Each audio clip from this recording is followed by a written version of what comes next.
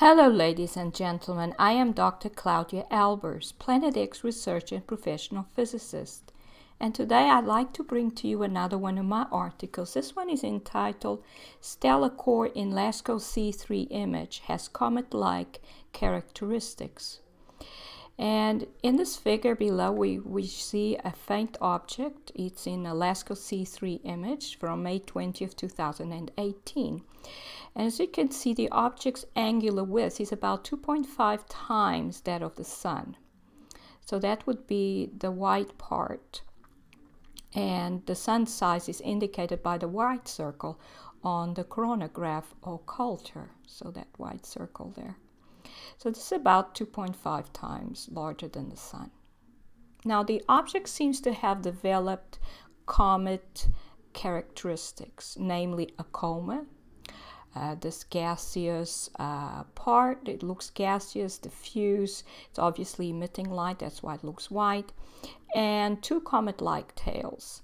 Now, although these seem to be much fainter than what is usually seen in comets, and we know these are tails, not trails. If there was one of them, might be confused with a trail that the object's leaving behind, in other words, leaving material behind, but that cannot be because the object could not get to this point through moving from two different directions. Have to move from this direction and that direction at the same time, and that's just not possible. So what this is the object is pulling material in towards itself, and this is what causes comets to produce such tails as well. Now the object always also has what looks like a dark circle in it, and it seems to have a darker trail within the white tail. So the circle, as we will see, will give us a good idea of the actual size of the object.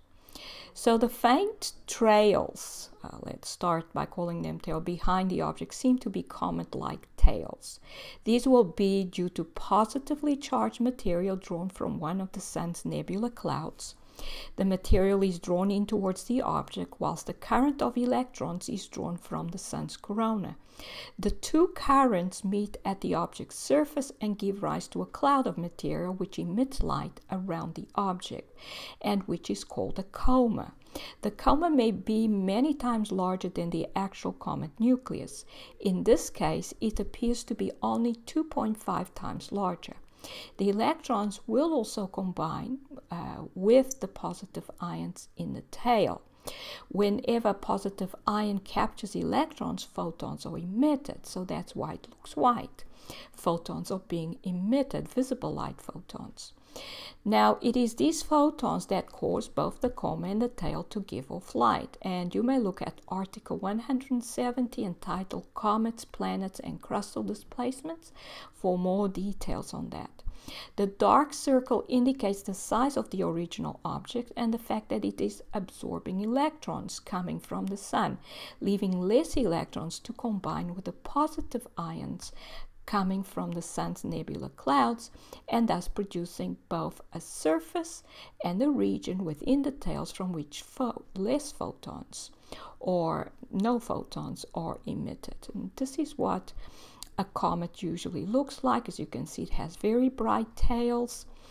The tails always point away from the Sun because they are created due to material that the object attracts towards itself from the Sun's nebula clouds. So these are clouds or rings containing positive ions that are emitted by the Sun in the solar wind and end up in these rings.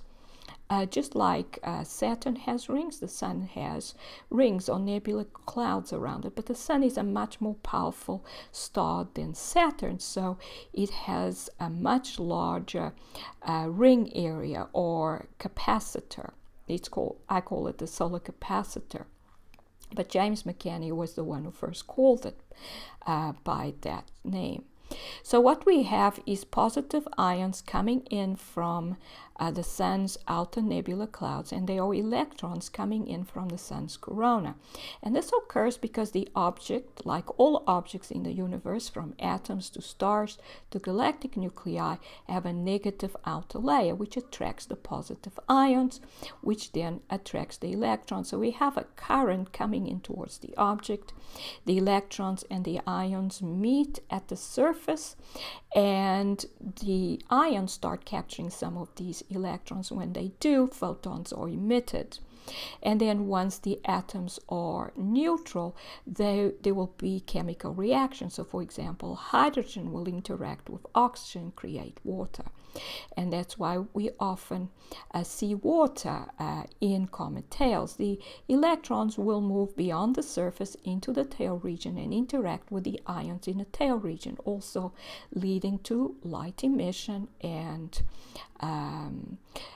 the production of molecules and like water and sulfur dioxide, things like that. Now this also occurs because the object is following an elliptical orbit. Objects, even though they have negative outer layers but follow circular orbits, will not pull a current from the solar capacitor because they will stay within the same potential, electric potential. So it requires a change in where the object is in space that has a different potential for it to draw a current from the solar capacitor. So the object in the Lasco C3 image above is not as bright as normal comets, suggesting that it does not draw as strong a current as a comet would. This indicates that it does not have a normal outer negative layer of electrons, which suggests that it is a stellar core, since these objects are known to be depleted in electrons and act as super ions, whereas normal celestial objects such as the Sun and its planets and even asteroids will act as super atoms or super neutral atoms. And you may look at Article 193 entitled Stellar Cores in the Sun's Corona. Why do they not collide with the Sun? And here's another illustration of what occurs with comets. You can see the coma, you can see the tail. Positive ions are coming in. The electron current is coming from the Sun's corona, and they will meet here, produce the coma. The electrons will keep on moving into the tail region, and they will interact and produce light, and chemical reactions will occur as well. Now here we see comet ISON in several images. The most interesting is, of course, the Lasco C3 image. You can see that it produced this type of tail. The coma was not spherical. So the fact that the current object has an absolutely spherical coma suggests that this particular object is perfectly spherical and very large. And of course, most comets are small and are just like asteroids, so they have far from a spherical shape, so they will not produce a spherical coma.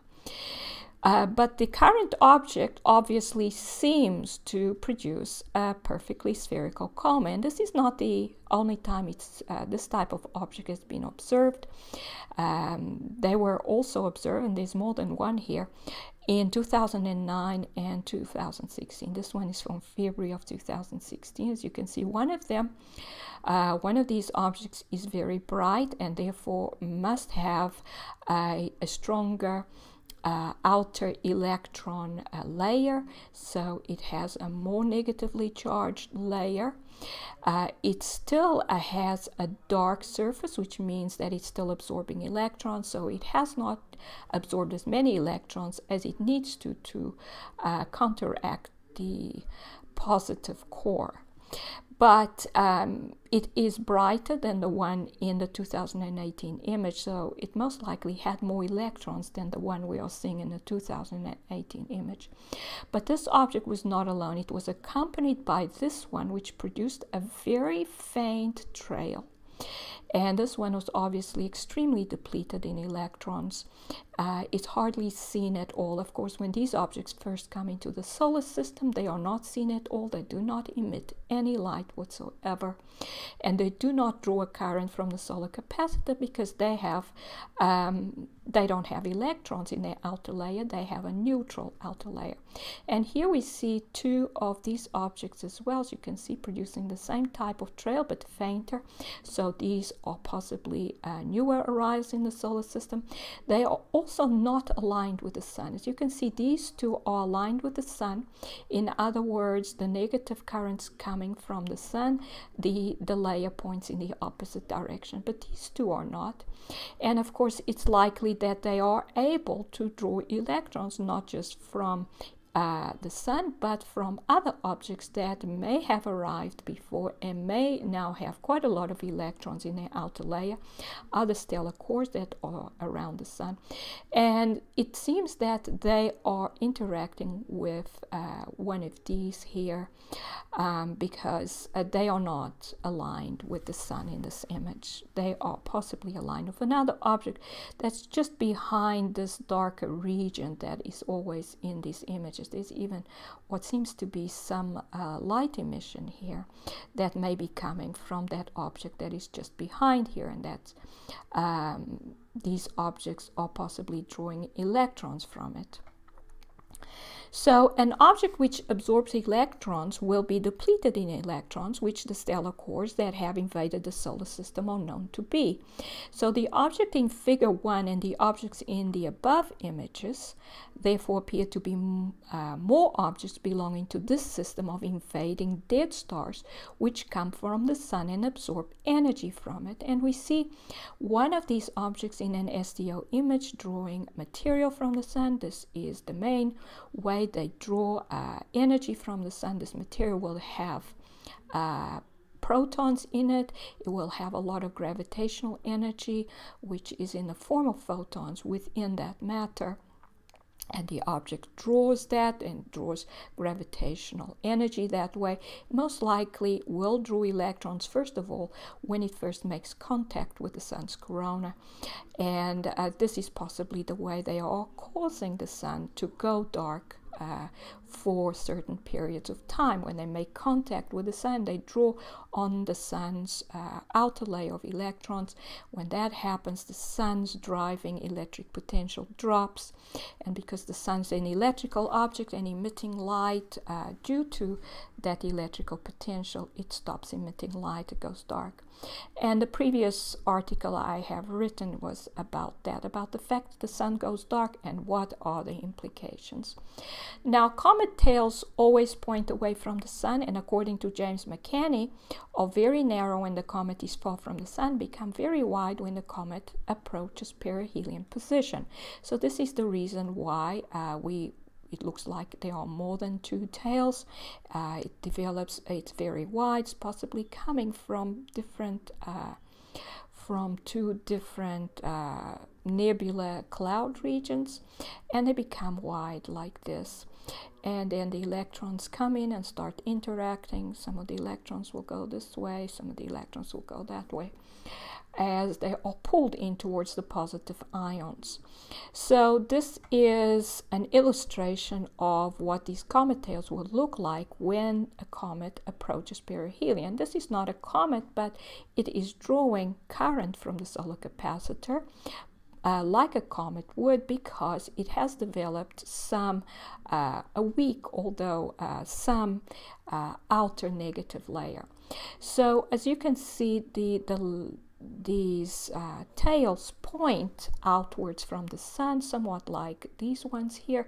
So this is possibly, this one points further up, so the object may be here somewhere, either slightly behind the sun or right next to the sun, as far as its perihelion position is. So this object must be very close to the sun at this moment in time, and this means that we can actually do a direct size comparison with the sun, and we can see therefore that it's likely to actually be 2.5 times the size of the Sun, at least the comet is. And the object itself, indicated by this dark circle, is about the same size as the Sun. Now, the object of interest, therefore, as I said, must be very close to the Sun, and therefore it's about the same size as the Sun. And these objects are likely to be very close to the Sun as well. As we know, stellar cores come very close to the Sun. They come so close to the Sun that they go into the Sun's corona and make this kind of connection. This one here is about half the size of Jupiter, but we have much larger ones that have come in. And these objects interact gravitationally with the Sun in a very, very weak manner. So their gravitational attraction is very weak. They come to the Sun through the electric interaction. They are electrostatically attracted to the Sun. The gravitational interaction is very weak. Now, so one of these objects in the 2009 is brighter than the one in the 2018. As you can see, this one's brighter, but the others are fainter, suggesting that the stellar cores associated with these fainter tracks were more depleted in electrons than the stellar core producing the brighter track. Now, stellar cores are explained in Article 184, entitled Stellar Core Evolution, as arriving in the solar system so depleted in electrons that they have a neutral rather than a negative outer layer. And this is a diagram from that article that illustrates the evolution of a star into a dead star stellar core. And you start out with a star that has a full amount of gravitational energy. It's able to generate a lot of gravitational energy, and this is done through decay of unstable nuclei or fission in the core.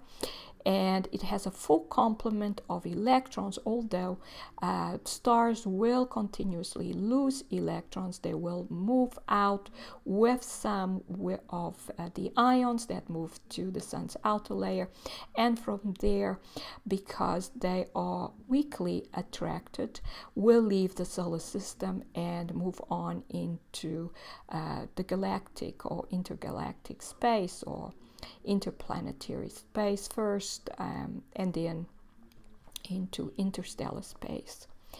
So as the years pass, the star will lose the ability to generate as much gravitational energy in the core, so the electric potential between the core and the outer negative layer decreases, and eventually a point is reached when the star is no longer able to emit light. And because the gravitational attraction decreases because of the loss in gravitational energy, the star will also increase in size. And at the same time, the star's effective mass, that is its ability to draw other objects gravitationally towards itself, will decrease. So it will grow in size and seem to have less effective mass. At the same time, it will continue to lose electrons. Eventually, it reaches a point where it hardly generates any gravitational energy. It will still most likely maintain a positive core for a while, but it will be completely depleted in electrons. And as the potential decreases, the electrons will start moving inwards, so it becomes more neutral as well. And eventually, the outer layer becomes completely neutral. There are no negative electrons there. So at this stage, it has become a stellar core. But it's a positive object, and it will be attracted to the negative outer layer of other stars or the galactic nucleus. These dead stars are actually supposed to move back towards the galactic nucleus for reabsorption, and obviously a system of these objects have encountered our Sun and were attracted to the Sun, to its negative outer layer, since it still had a full complement of electrons there, and they've come in, they've moved into the Sun's corona and started absorbing electrons and gravitational energy from the Sun. So as we can see, this is illustrated here. Our stellar core is a positive ion, or a positive super ion. It's attracted to the Sun's negative outer layer. So it's the electrostatic attraction that brings them to the sun. The gravitational attraction, there is still some, but it's very weak. So in the initial state of electron depletion, stellar cores will not draw a current from the solar capacitor. But once they make contact with the sun's corona, they will draw electrons from the sun and start replenishing their supply of electrons, whilst causing the sun to become depleted. Initially, the electrons they will draw will move below the surface toward the inner core, but eventually, as the object gains gravitational energy by drawing matter from the sun containing protons, it will be able to start forming a negative outer layer of electrons. Once this negative outer layer is in place, the stellar core will be able to draw current from the solar capacitor and will thus produce comets and comet-like tails, as seen in the image in figure 1. Now, the fact that it produces a dark tail indicates that it is still absorbing electrons, and that the process of absorbing enough electrons may take a very long time. In addition, since they will most likely draw electrons from each other as well as the sun, it is possible this process will never be complete, as new objects seem to continue arriving in the solar system, and they will thus continue to draw electrons from the sun indefinitely until the sun has no more to give. Now, comets would not produce a dark trail because they arrive in the solar system with no electron depletion. In other words, there are enough electrons in the outer layer to cancel the positive charges on the inside, which is analogous to them being a neutral atom, which has enough electrons in its outer shells to cancel the positive charge inside the nucleus due to the protons present there. And this is illustrated here for a lithium atom. A neutral lithium atom has 4 protons in the nucleus and 3 protons in the nucleus and 3 electrons in the outer shell. So it's neutral because there are as many negative charges as positive charges. But if this lithium atom was to lose one of its electrons, then it will become a positive ion, because then it has one more positive charge than negative charges. And the way this would occur is if it absorbs a photon, and a photon is gravitational energy, and the moment this electron absorbs a photon, then the repelling gravitational interaction between the proton and the electron, which is opposite to the electrostatic interactions I explained in previous articles on gravity, then this repelling force increases, and when it increases, the electron either will move away from the nucleus, it will move to a higher orbit, or it will exit the atom completely. And when it does, this atom becomes a positive ion. So it's actually photons or gravitational energy that causes electrons to move away from the nucleus of an atom, and to also move away from the positive core of a celestial body and move to the outer layer. And this is why all objects then have outer negative layers. It is actually because of the gravitational interaction and the fact that there is gravitational energy being generated in the core.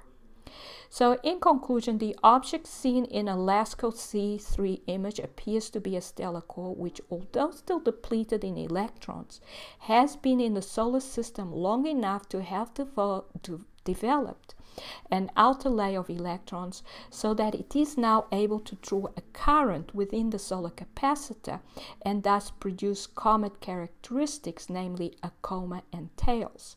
The dark track indicates that the stellar core is absorbing electrons coming from the sun's corona and are still in a depleted state. In addition, the object must be following an elliptical orbit, as objects in circular orbits will not draw current from the solar capacitor. And these are the references. This is Dr. Claudia Albers, Planet X physicist. Thank you for watching.